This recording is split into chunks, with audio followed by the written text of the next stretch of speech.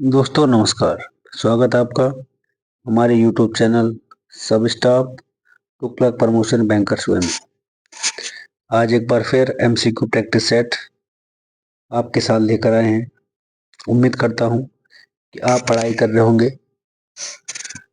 और प्रैक्टिस भी कर रहे होंगे साथ ही साथ। तो आशा करता हूं और आप टेलीग्राम पे भी क्विज सॉल्व कर रहे होंगे कि जो मैं डेली डालता रहता हूं।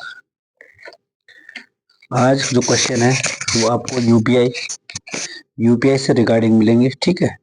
कुछ अगर चेंजमेंट होता है तो आप बताना। वैसे मैंने एनपीसीआई से क्वेश्चन लिए हैं क्योंकि जितने भी आज के क्वेश्चन हैं सबको मॉनिटर कौन करता है? एनपीसीआई।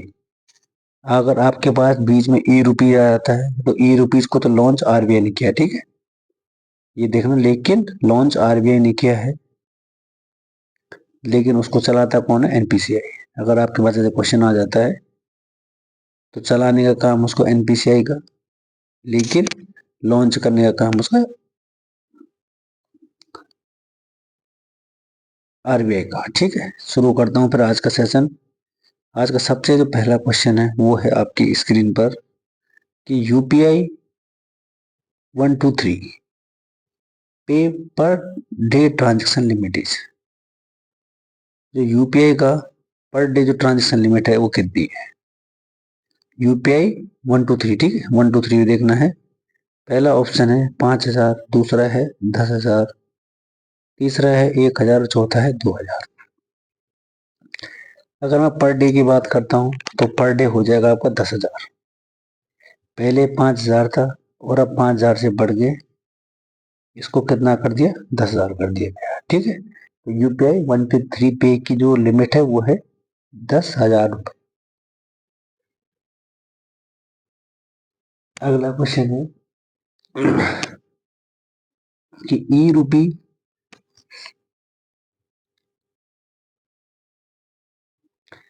रुपी maximum transfer per day limit की जो ई रुपी है उसका प्रतिदिन अधिकतम ट्रांसफर सीमा कितनी है?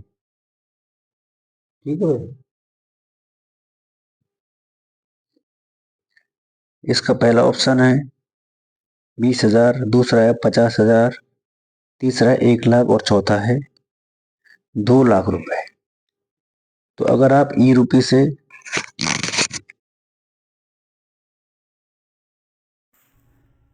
आंसर हो जाएगा इसका ऑप्शन नंबर बी 50,000। यहाँ पर देखना ट्रांसफ़र लिखा है, ठीक है, ट्रांजैक्शन नहीं है। कहीं आप बोलो सर ट्रांजैक्शन है, इसलिए मैंने ट्रांजैक्शन नहीं लिखा है। यह है e rupees maximum transfer per day. Next अगला क्वेश्चन है hello UPI maximum transaction limit per day कि जो हेलो यूपीआई है उसका मैक्सिमम ट्रांजैक्शन लिमिट कितना है? पहला है 1,000, दूसरा है 2,000, तीसरा 10,000 और चौथा है 5,000। तो इसका जो करेक्ट आंसर हो जाएगा वो हो जाएगा ऑप्शन नंबर जो फोर्थ है वो इसका करेक्ट आंसर हो जाएगा। इसका करेक्ट आंसर हो जाएगा ऑप्शन नंबर 2, 2,000 रुपये, है ना। 5,000 नहीं, 5,000 तो ऊपर वाले का दाना, 2,000 रुपये इसका। अभी हेलो यूपीआई होता क्या है कि आप अपने मोबाइल से जो बोलते हो ना उसको कहते हैं हेलो यूपीआई। वो यूपीआई जो ऐप होती वो होता है ट्रांजैक्शन, वो आपको मुंह से बोलना पड़ता है हेलो यूपीआई को, जैसे उसको कॉल अप करते हैं।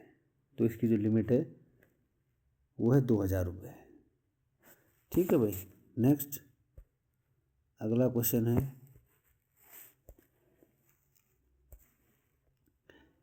AEPS per day limit transaction Aadhaar enable payment system per day limit कितनी है? कई लोग पहली बार सुन रहे होंगे कि यूपीआई लाइट क्या है, यूपीआई सर्कल क्या है, और जो मैंने आपको अभी बताया ऑटो पे क्या है, ई रुपी क्या है। तो ये क्वेश्चन आपको यहीं मिल सकते हैं, हमारी क्लास में मिल सकते हैं। तो AEPS का जो पर डे लिमिट है अगर मैं उसकी बात बताऊं तो उसकी जो पर लिमिट है, और अगर मैं AEPS की बात करता हूं तो इसका जो करेक्ट आंसर हो जाएगा वो हो जाएगा मात्र 10,000। आधार इनेबल जो पेमेंट सिस्टम होता है, कई बैंकों ने ये अपना अपना लिमिट सेट कर रखा है, लेकिन जो इसको चलाता है ना NPCI, उसने इसकी लिमिट कर रखी है 10,000 रुपये मात्र। ठीक है, एक दिन की लिमिट है उसकी 10,000 रुपये। आप 10,000 से ज़्यादा नहीं निकाल सकते। कई बोलेंगे सर हमने तो 50,000 भी पढ़ा है, लेकिन वो NPCI द्वारा 50,000 नहीं है, क्योंकि ये जो आधार वाला जो सिस्टम है उसमें गड़बड़ होने का, घोटाला होने का चांस ज़्यादा होता है। ठीक है भाई। Next, what is the two primary tool of fiscal policy, कि राजकोषीय नीति के दो प्राथमिक उपकरण कौन है। जो राजकोष की जो नीति होती है वो, उसके उदाहरण कौन कौन से। पहला ऑप्शन है टैक्सेस एंड पेनल्टीज, दूसरा है रेगुलेशन, तीसरा है फाइन, चौथा है टैक्स एंड स्पेंडिंग होता है। तो इसका जो करेक्ट आंसर है वो हो जाएगा टैक्सेस एंड स्पेंडिंग। आज मैं इसका डिटेल वो एक्सप्लेनेशन भी नहीं लाया हूँ, तो इसलिए आज कुछ ज़्यादा बताने के लिए भी नहीं है, क्योंकि डिटेल जब एक्सप्लेनेशन लाता हूँ तो समय ज़्यादा लगता है उसमें, है ना। नेक्स्ट क्वेश्चन है, what is the daily limit of रुपए ATM कार्ड। जो रुपए ATM कार्ड है उसकी जो डेली की जो लिमिट है वो कितनी है। पहला ऑप्शन है आपका 5,000, 50,000, दूसरा है 1,00,000, तीसरा है 1,50,000 और चौथा है 2,00,000 रुपये। तो इसका जो करेक्ट आंसर है ऑप्शन नंबर ए इस करेक्ट आंसर हो जाएगा, है ना इसका।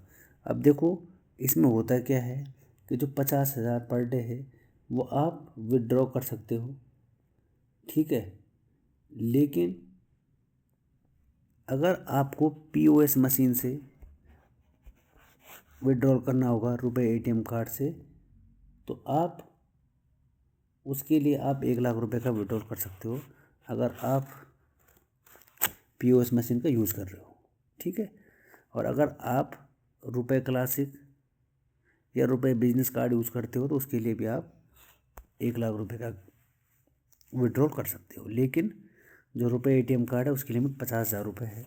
बाकी जो भी चेंजमेंट होता होगा, अगर बैंक टू बैंक अगर चेंज होगा तो आप खुद भी उसको चेंज कर सकते हो उसको, है ना। लेकिन जो मैंने NPCI द्वारा है वो बता रखा है ना। अगला क्वेश्चन है, what is the daily limit of UPI light. UPI light आप लोग चलाते होंगे, उसकी डेली लिमिट कितनी है। पहला ऑप्शन है 2,000, 1,000, 5,000 और 10,000। तो आप UPI लाइट तो चलाते होंगे, तो आपने उसकी लिमिट बतानी एक दिन की। ये नहीं बताने कि एक टाइम में 2,000 रुपये जाते हैं ना, ये नहीं बताना। इसका आंसर आपने मेरे को कमेंट सेक्शन में देना है। आपने ये नहीं बताना सर उसका कि एक टाइम में 2,000 से ज़्यादा नहीं जाते। उसकी जो एक दिन की जो लिमिट है ना पर डे, वो लिमिट बतानी है आपने मेरे को कमेंट बॉक्स में, ठीक है भाई। नेक्स्ट अगला क्वेश्चन है, what is the maximum quantity of gold that can be issued to individual HUF। कि जो मैक्सिमम जो गोल्ड के जो रुपए जैसे लेते हैं ना गोल्ड लोन, तो वो कितना लोन ले सकते हैं आप, कितना इशू कर सकता है individual HUF Hindu undivided family, कितना आप मैक्सिमम कर सकता है अधिकतम से अधिकतम। पहला ऑप्शन है 4 ग्राम, दूसरा है 4 kg, तीसरा है 10 kg और चौथा है 20 kg। तो इसका जो करेक्ट आंसर होगा कि आप 4 kg तक गोल्ड इशू करवा सकते हैं। अब ऐसे नहीं कि आपको बैंक से सोना मिलेगा, आपको बैंक से 4 kg जो गोल्ड होगा उसके हिसाब से आपको रुपए मिल जाएंगे, आपको वहाँ से गोल्ड नहीं मिलेगा, ठीक है। मैक्सिमम आपको 4 kg से ज़्यादा नहीं मिल सकता, और न्यूनतम होता है वो होता है 1 ग्राम, ठीक है, और मैक्सिमम है 4 kg, ठीक है, ऑप्शन नंबर बी। और अगर कोई ट्रस्ट के केस में 20 kg है सर, ये ट्रस्ट के केस में, लेकिन मैक्सिमम 4 kg है, ठीक है, और मिनिमम 1 ग्राम। अगर ऐसा क्वेश्चन बनता है कि व्यक्तिगत एचयूएफ के जारी की जाने सकने वाली सोने की अधिकतम मात्रा क्या होगी, मतलब गोल्ड की, तो वो होगा आपका अधिकतम मात्रा हो जाएगी 4 kg। करेक्ट भाई। चलें आगे।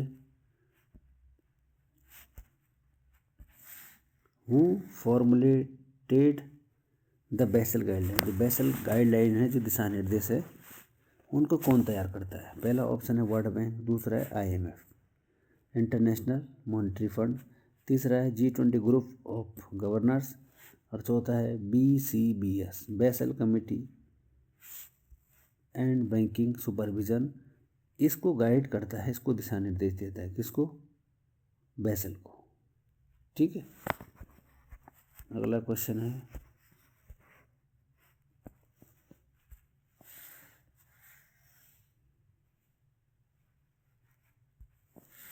Coin above what amount are called rupees coin in, कि भारत में कितनी राशि से ऊपर के सिक्कों को रुपए का सिक्का कहा जाता है? मतलब सिक्का तो है, लेकिन रुपए का सिक्का कितने की राशि से ऊपर कहा जाता है? पहला ऑप्शन है 25 पैसे, दूसरा है 50 पैसे, तीसरा है 1 रुपीज़, और चौथा है 2 रुपीज़। तो भारत में 1 रुपये के सिक्कों के ऊपर को रुपए सिक्के के नाम से जाना जाता है। नेक्स्ट, अगला क्वेश्चन है, व्हाट इज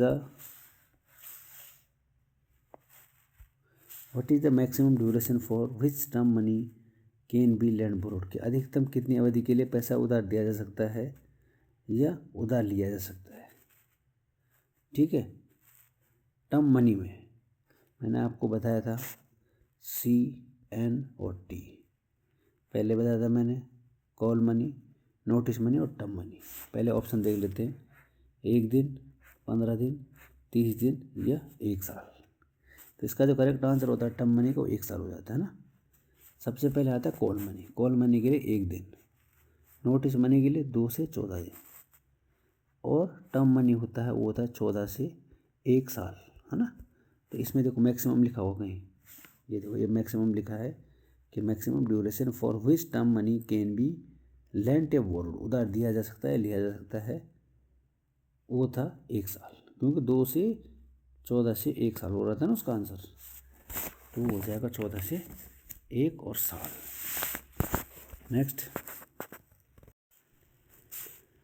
अगला क्वेश्चन है, loan sanction under PMEGP KVIC classified है, जो प्रधानमंत्री एम्प्लॉयमेंट जनरेशन प्रोग्राम है, उसके तहत जो स्वीकृति होती है ऋण की, वो किस रूप में वर्गीकृत की जाती है? ठीक है, जो KVIC होता है, समझ, जो KVIC के तहत है वो किस में क्लासिफाइड किया जाता है? KVIC आपको मैं बताता हूँ, जो प्रधानमंत्री, जो PMEGP प्रधानमंत्री जनरेशन एम्प्लॉयमेंट जनरेशन प्रोग्राम है, ये जो KVIC है इसी के अंडर में आता है। ठीक है, मतलब इसके अंडर में ये जो ऑप्शन है,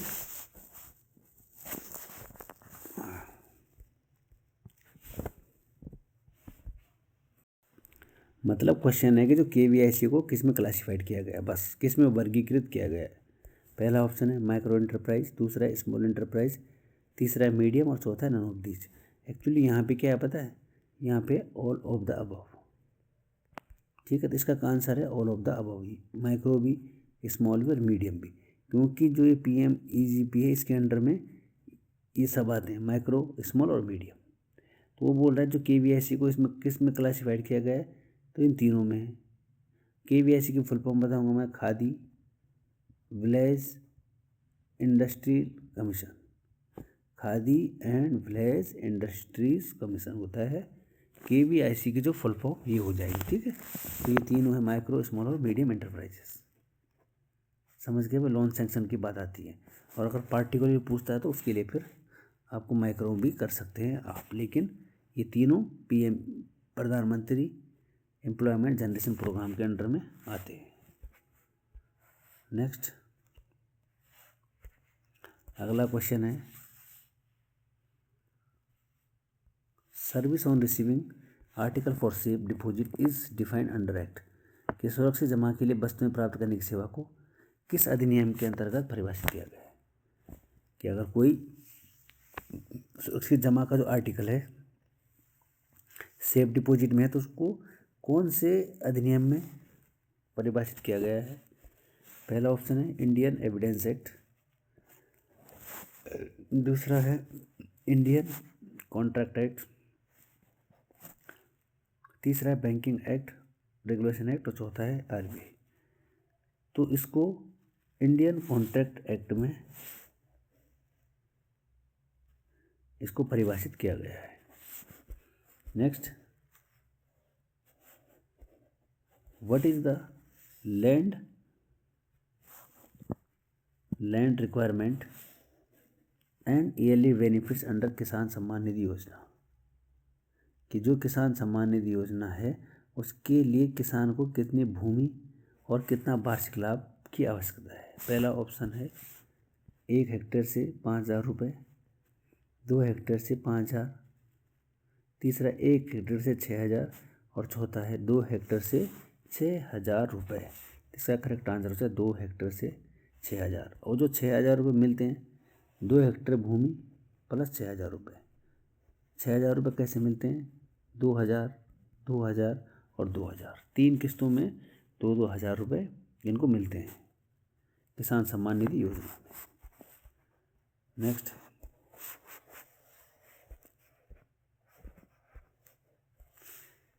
ATM set up own and operated by non banks entities are called. कि गैर बैंक द्वारा स्वामित्व और संचालित ATM को क्या कहा जाता है।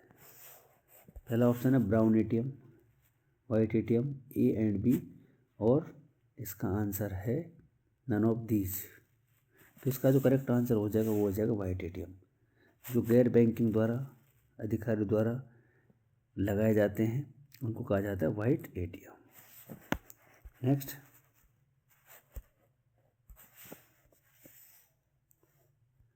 Failed ATM transaction be settled with in how many days. कि अगर आपने ATM से रुपए निकाले और रुपए निकालने के बाद आपके अकाउंट से रुपए कट गए और ATM से रुपए नहीं निकले तो कितने दिन के बाद आपकी प्रॉब्लम सॉल्व हो जाएगी। पहला है T+3 डेज, दूसरा है T+5 डेज, चौथा है T+7 डेज और पाँचवा है T+10 डेज। तो इसका जो करेक्ट आंसर है वो हो जाएगा T+5 डेज। तो T+5 डेज के बाद आपका जो ट्रांजैक्शन है वो सेटल हो जाएगा और आपको रुपए मिल जाएंगे। आपको जो डेबिट हो रखे हैं वो आपके अकाउंट में आ जाएंगे। Next,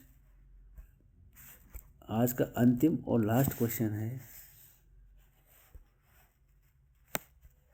soiled notes can be exchange by banks per customer per day up to maximum. कि अगर आपके जो सॉइल्ड नोट हैं यानी गंदे नोट यानी कटे नोट अगर आप किसी ब्रांच में जाओगे तो एक दिन में आप कितने चेंज करवा सकते हैं। पहला ऑप्शन है 10 नोट या 5,000 रुपये, इनमें से एक ही होगा। ठीक है, या आप 10 नोट चेंज करवा सकते हो या आप 5,000 रुपये चेंज करवा सकते हो। अगला है 20 नोट्स या 5,000 रुपये। थर्ड है 10 नोट या 10,000 रुपये और चौथा है 20 नोट्स या 10,000 रुपये। तो अगर आप सॉइल्ड नोट अगर आप गंदे नोटों को चेंज करवाना चाहते हो तो आपके पास होना चाहिए 20 नोट ऑप्शन नंबर बी या 5,000 रुपये तक आप एक दिन में रिप्लेस कर सकते हैं। ठीक है भाई, तो ये तो था आज आपका सेशन। शायद आपको आवाज़ कम आ रही होगी। ठीक है, तो ये इसकी प्रैक्टिस करते रहना। बाकी मिलेंगे कल एक और नई क्लास के साथ। तब तक के लिए थैंक यू और धन्यवाद। हाँ, और एक चीज़ और बता देना मेरे को, अभी तक मैंने जितने MCQ कराए हैं क्या किसी दिन संडे या मंडे को पूरे 100 के 100 क्वेश्चन ले आऊँ खाली option answer question answer question answer. अगर लाने हैं तो कमेंट सेक्शन में बताना कि सर आप पूरे 100 क्वेश्चन लाओ जो आपने करवा रखी उनकी प्रैक्टिस हो जाएगी।